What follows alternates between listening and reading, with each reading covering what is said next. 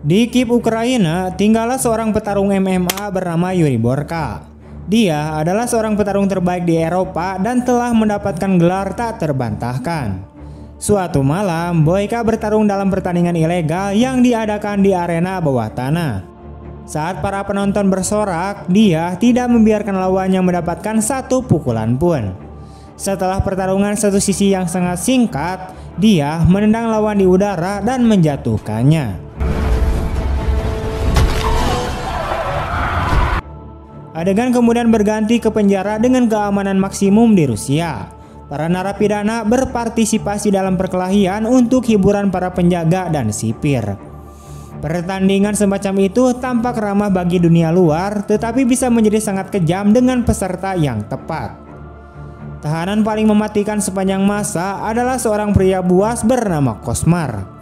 Dia sangat agresif sehingga para penjaga harus merantai anggota tubuhnya dan menutup mulutnya untuk memastikan dia tidak akan menyakiti siapapun di luar ring.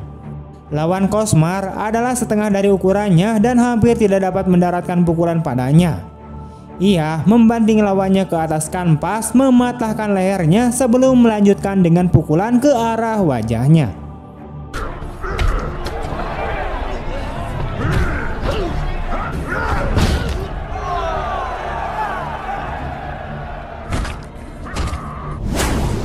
Pertarungan hanya berhenti ketika wajahnya berubah bentuk dan berlumuran darah.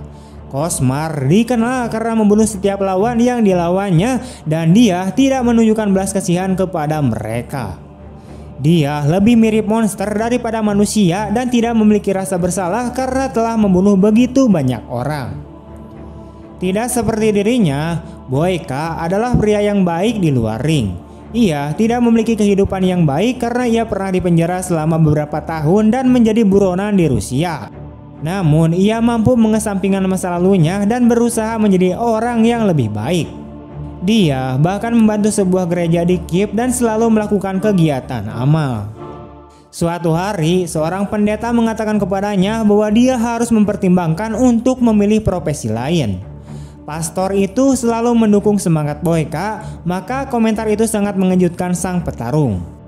Boyka kemudian menjawab bahwa bakatnya adalah anugerah dari Tuhan dan ia tidak ingin berhenti menggunakannya. Ia ingin bertarung sebagai seorang profesional dan tidak lagi berada di lingkungan yang ilegal. Pada sore hari, Boyka didatangi oleh manajernya yang mengungkapkan bahwa ia akhirnya dapat bertanding secara legal dalam pertandingan MMA yang sah. Turnamen tarung Eropa yang berlangsung di Budapest memungkinkannya untuk ambil bagian dalam kompetisi tersebut jika ia memenangkan pertandingan kualifikasi.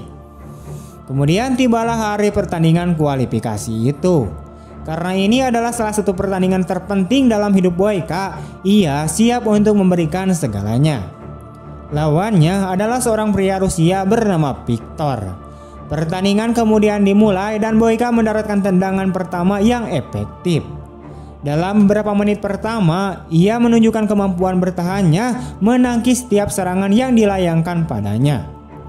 Saat Viktor semakin frustasi, lebih mudah bagi Boyka untuk melakukan serangan.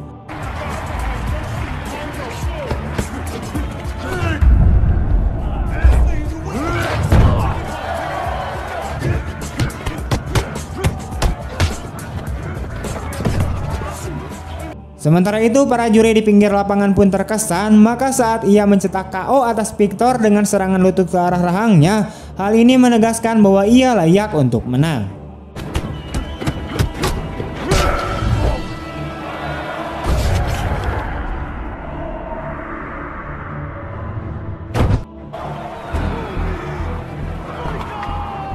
Setelah kemenangan tersebut, pihak penyelenggara mengundang Boyka ke Budapest untuk bertarung di liga yang akan membuka banyak peluang baginya.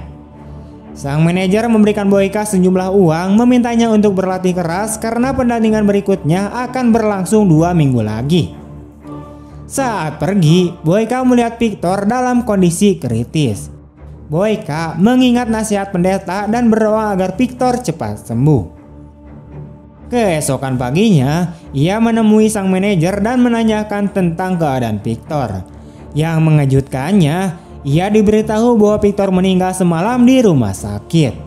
Mereka telah menandatangani kontrak sebelum pertandingan, jadi tidak ada yang bisa disalahkan di sini. Namun di dalam hatinya, Boyka tahu bahwa dialah penyebab kematian tersebut. Ketika ditanya tentang keluarga Victor, sang manajer memberikan sebuah tas miliknya. Di dalamnya, Boyka menemukan sepucuk surat dari istri Victor dan foto mereka bersama. Saat membaca surat tersebut, ia dapat merasakan kepedihan yang dialami istrinya saat mengetahui kematiannya. Saat itu juga, Boyka memutuskan untuk meminta maaf kepadanya dan memastikan bahwa dia tidak menghadapi masalah dalam hidupnya. Dia tahu bahwa kejahatannya tidak akan dimaafkan. Meskipun begitu, namun dia tidak ingin lari dari jalan penebusan. Boyka memberitahu sang manajer tentang keinginannya untuk pergi ke Rusia untuk bertemu dengan istri Victor. Namun pria itu sangat menentang ide tersebut. Hal itu dikarenakan karena Boyka ini masih berstatus sebagai penjahat di Rusia dan akan dipenjara jika ditemukan oleh pihak berwenang. Dia harus membuat paspor palsu yang merupakan risiko besar karena dia sudah hampir menjadi petarung MMA yang sah. Boyka memahami konsekuensinya namun tetap bersikeras dengan keputusannya. Dalam adegan berikutnya, kita diperkenalkan dengan istri Victor bernama Alma yang sedang berada di pemakamannya. Setelah kematian suaminya, dia hidup sendirian dan tidak memiliki siapapun untuk dituju. Selain itu, dia dan Victor berhutang budi pada seorang bos kriminal bernama Joram. Dia datang ke pemakaman dan menyarankan Alma menjadi gundiknya untuk melunasi hutangnya. Alma merasa jijik dengan kehadirannya, tapi dia berhati-hati untuk tidak membuatnya marah. Dia hanya menjawab bahwa dia lebih suka bekerja keras dan membayarnya dengan mencicil. Alma memiliki dan tinggal di sebuah pusat komunitas. Dia dan Victor membangunnya dengan uang yang mereka pinjam dari Joram. Tempat itu menjadi rumah bagi anak yatim piatu dan orang-orang yang membutuhkan. Di sisi lain, saat tiba di Rusia, Boyka pergi menemuinya. Tetapi ia melihatnya dibawa pergi dengan mobil hitam oleh sekelompok pria. Ternyata dia bekerja sebagai pelayan di klub pertarungan bawah tanah milik Joram. Dia sangat protektif terhadapnya dan memperlakukannya seperti miliknya. Di kemudian hari, Boyka pergi ke klub pertarungan dan menemukan Alma di sana. Ketika dia mencoba berbicara dengannya, orang-orang Joram menghentikannya dan mengantarnya keluar. Merasa tidak setuju, Boyka menghajar anak buah Joram sambil menunggu Alma menyelesaikan pekerjaannya.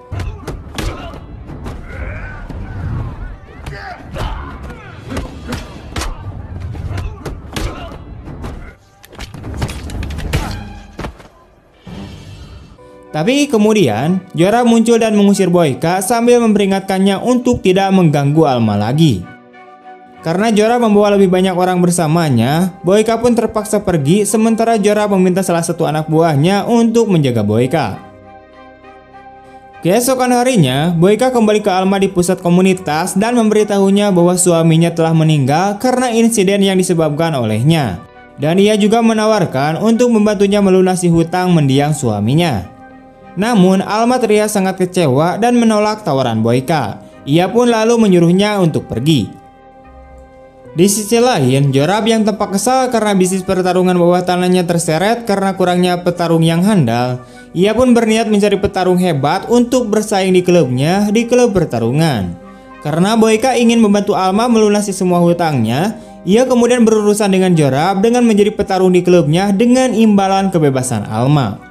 Joram pun kemudian setuju dan mengajukan syarat bahwa Boyka harus memenangkan 3 pertarungan dan mengikuti semua aturan. Ternyata Joram sudah tahu siapa Yuri Boyka sebenarnya. Di sisi lain, Kirill menghubungi Boyka dan menyarankan agar dia kembali ke Ukraina sesegera mungkin. Tetapi Boyka meminta waktu seminggu lagi karena ada urusan penting yang harus dia selesaikan. Saat hendak pergi ke tempat lain, Boyka tiba-tiba didatangi Alma yang memintanya meninggalkan Rusia karena dia tidak membutuhkan bantuannya. Namun Boyka malah mengatakan bahwa semua yang dilakukannya bukan untuk membantunya, tetapi untuk menyelamatkan dirinya yang ingin menebus kesalahannya di masa lalu. Jadi Boyka sama sekali tidak peduli jika Alma tidak membutuhkan bantuannya. Sesampainya di pusat latihan, Boyka bahkan tidak bisa berlatih dengan serius karena ada petarung lain yang mengganggunya. This is my fucking bag.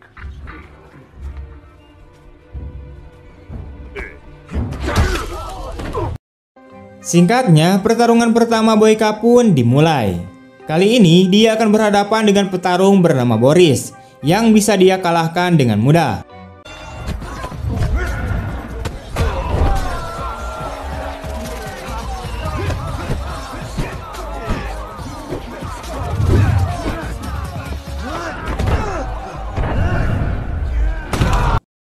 Saat keluar dari ring, Boyka didekati oleh Igor yang mencoba memperingatkannya dengan sangat arogan.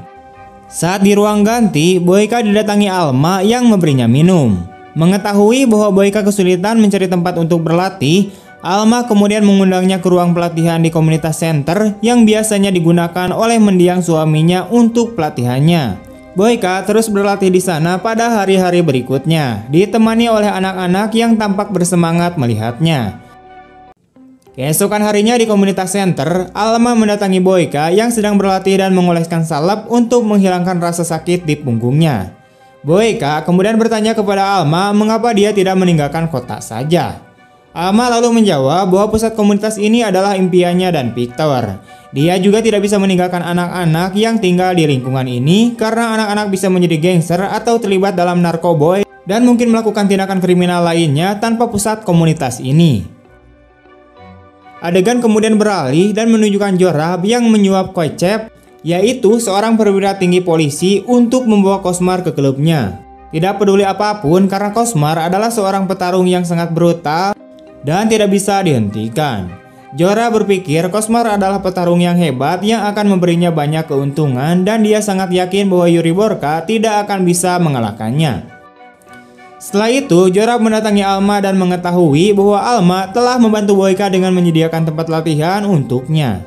Jorab kemudian memberitahu Alma bahwa Boyka membunuh suaminya dalam perkelahian di Kip. Tetapi Alma menolak untuk mempercayainya. Kesal, Jorab pun mendorong Alma dan mengancam akan membunuh Boyka.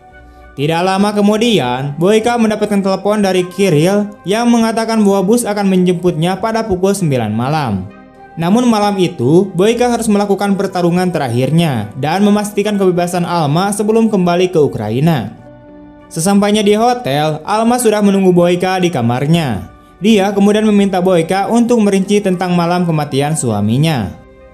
Awalnya Boyka enggan bercerita karena takut menyakiti hati Alma. Namun dia menyadari bahwa Alma berhak mengetahui kebenarannya.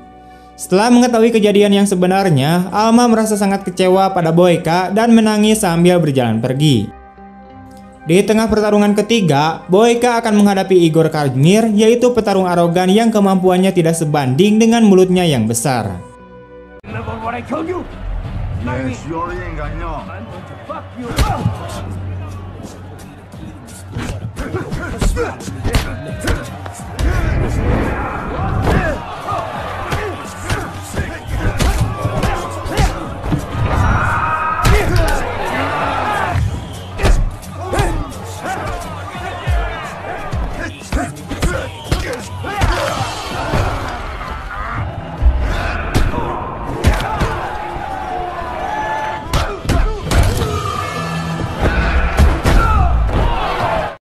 Boyka pun berhasil mengalahkan Igor, tetapi dia ketinggalan bus yang dijanjikan Kirill kepadanya.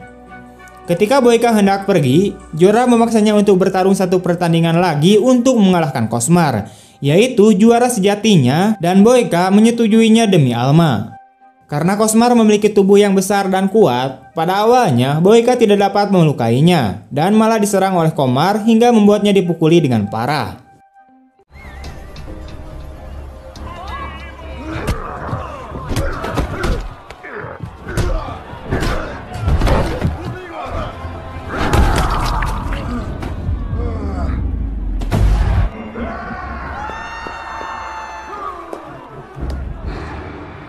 Namun di ronde kedua, Boyka mulai mendapatkan celah dan serangannya mampu mengenai Cosmar. Dalam pertarungan sengit dan instan itu, Boyka berhasil mematahkan salah satu lengan dan satu kaki Cosmar hingga akhirnya menendang pria besar itu keluar dari ring dan membuatnya menjadi pingsan.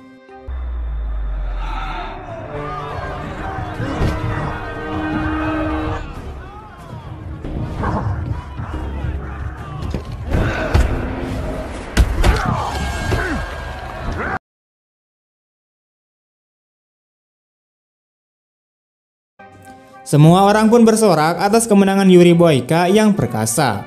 Karena semua pejuang andalannya telah dikalahkan, Jorab yang marah kemudian menyandra Alma dan memerintahkan semua anak buahnya untuk membunuh Boyka. Boyka yang terbaring tak berdaya setelah dipukuli habis-habisan oleh anak buah Jorab, melihat Alma yang menangis ketakutan saat dibawa pergi oleh pria itu. Boyka akhirnya bangkit dan menggerahkan seluruh kekuatannya yang tersisa untuk melawan anak buah Jorab.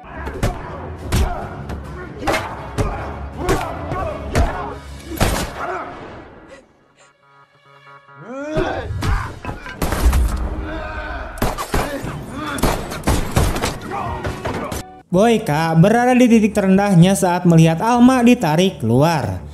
Akhirnya dia berhasil menangkap Jorab dan menjatuhkannya ke tanah. Boyka tertembak dalam proses tersebut, namun rasa sakitnya tertutupi oleh kemarahannya. Akhirnya Jorab dicekik sampai mati. Alma mencoba menolong Boyka, namun dia menghentikannya, menanyakan apakah dia memaafkannya. Beberapa waktu kemudian polisi pun datang dan menangkap Boyka. Sebelum ditarik pergi, dia kembali lagi bertanya apakah Alma memaafkannya, namun Alma tidak menjawabnya. Kemudian Boyka dimasukkan kembali ke dalam penjara Rusia. Sebulan kemudian, Alma kemudian datang mengunjunginya dan mengatakan bahwa ia telah dimaafkan. Boyka merasa lega untuk pertama kalinya dalam beberapa bulan, meskipun rencananya untuk menjadi petarung profesional harus gagal. Dalam adegan terakhir, kita melihatnya bertarung di arena penjara terus memegang gelar The Undisputed. Tamat.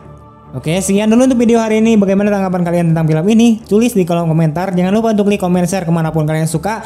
Terima kasih telah menonton. See you next time and bye-bye. Dan mohon maaf jika banyak kesalahan. Terima kasih. Oi.